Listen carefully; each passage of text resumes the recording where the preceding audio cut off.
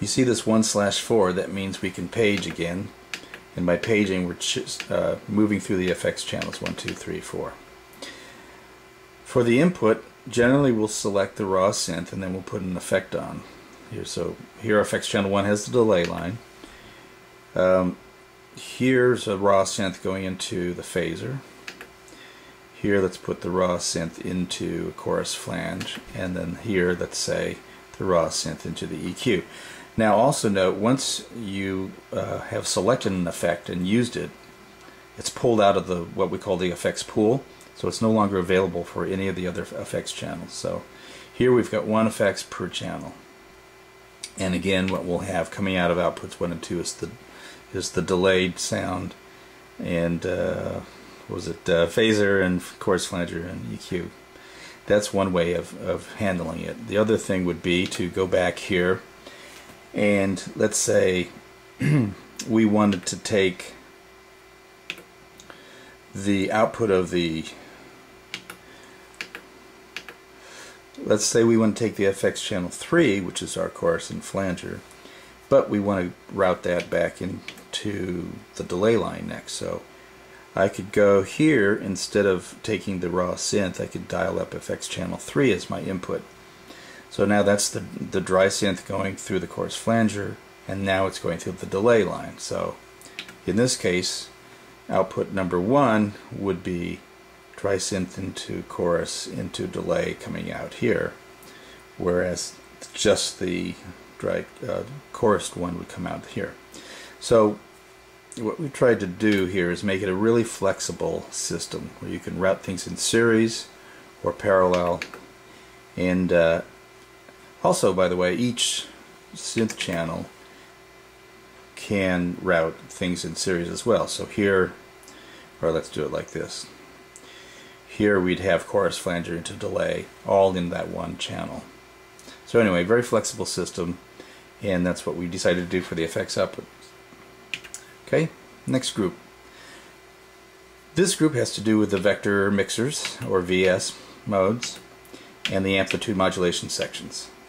Originally, again, on the front panel I had one button for this, and you had to hit it repeatedly to toggle between the two. Same for the amplitude modulation sections.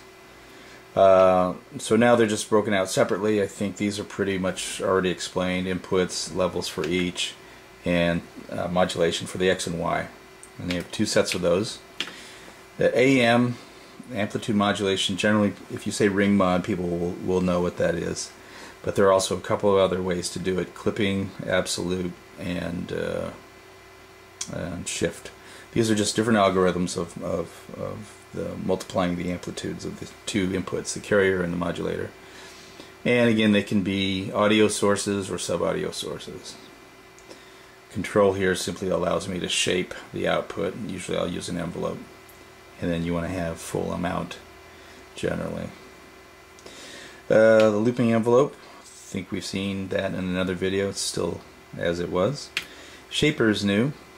The shaper can take any output. Generally we've got control signals here, but again, if you go up to the end, you'll see there's some audio inputs as well. The shaper will take this input signal and put it into 18, we might call bins or divisions, and each of those values are stored and can be replaced by the user.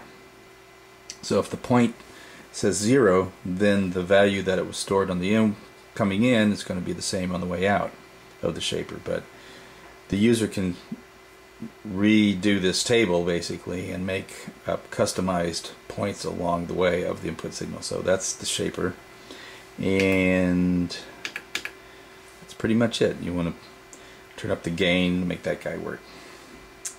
Okay, let's look at the next group. This group has 4 key tables, 4 lag processors, and an envelope follower.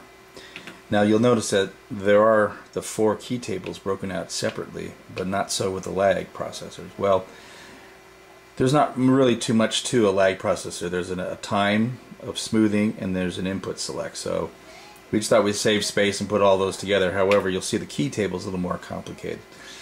So all of these things, the key tables, the lag processors, and the envelope follower, all appear in the mod source list. And here's what we can do with the key tables. Okay, current key number is being shown as I play across the keyboard. C60 is in the middle. There are no active points here, so there's nothing in this key table. However, let's say I go to F sharp 66 and I want a new value, so I'm going to fix it at a certain value, and I'm going to go down to the F sharp below it and I'm going to fix it as at another value.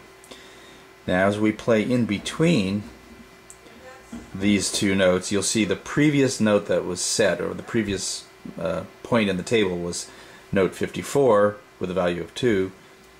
The current note I'm playing has an interpolated value, and the next note that's been assigned has a value of 13. So there's only these 2 points active in the table, and as I play between them or below them, all of the values are interpolated. Oops, sorry about that. Moving the camera. So we have 4 of these, and we could actually put a different value on each key if you wanted, and create customized key tracking tables. Over here we see an initialization, and again, if you want to clear the table, just dial that to active and press enter, and that clears the table. So that's that. In terms of lag processing, that's just a way to smooth out things. Originally my idea was to take the sequence rows and add a smoothing output, but this is actually more flexible because we can select from any of the controllers or even the audio sources. Everything's still in the list, or other lag processors, and we can take the inputs here and smooth them out. Basically it acts like a glide control. It's just filtering out the input to make it slowly change, instead of an abrupt change like with a sequence where you'd have discrete steps and discrete values that would be jumping around. Here you can use this to make a nice smooth transition. The envelope follower, I think that's been explained. Quickly, you can take an input of audio or controllers, which probably is not going to be a big deal, and apply attack and release controls to it, generate an output signal that's like an envelope. This is typically how you'd use it with a microphone or a guitar and sweep a filter. It's kind of your wah-wah effect that has become very popular. Okay, last pages, or last set of soft keys, is the system and MIDI. These things are not stored in a preset, unlike the other parameters that we've just seen, and this will control overall tuning of the synth in real time, so it's not stored. Load BPM, if this is on, as you select through presets, the beats per minute that's stored in the preset will be called up. If you wanted to, on the other hand, leave it at a fixed BPM and then step through presets, that's what you would do. You'd turn this off. Load with the outputs, it's a similar thing with the effects outputs assignment, because every preset can have all of those outputs designed or programmed, but sometimes you might want to just set up SPDIF as your output, and you don't want to go through and have to edit every program, so you can just turn that off, or you can say, yeah, no, go ahead and load the output configuration with each preset. Sample image. The sample image, first you dial this up and it says select enter to select an image file. Now on your compact flash card you're going to have a number of, or you can have many different sample images. The image can't be bigger than 32 megabytes. That's our sample RAM that we have in the system per DSP. But by pressing the enter button the first time, it scans the card and reports back how many sample images. Now I only have 2 here, so I'm going to load sample image number 1. I press enter again now to load the file, and you'll see the names of the samples come across. And then when we're done, we'll be back at this page here.